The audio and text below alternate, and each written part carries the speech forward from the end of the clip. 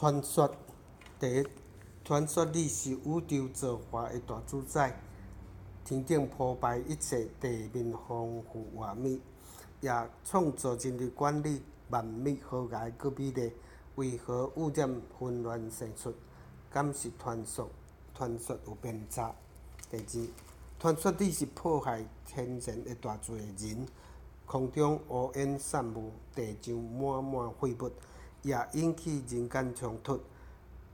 万民对立佮相争，为何自转私欲生出？敢是传说无公平？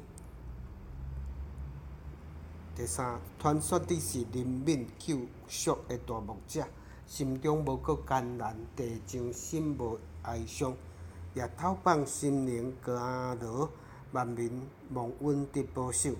为何平安喜乐生出？敢是传说无虚假？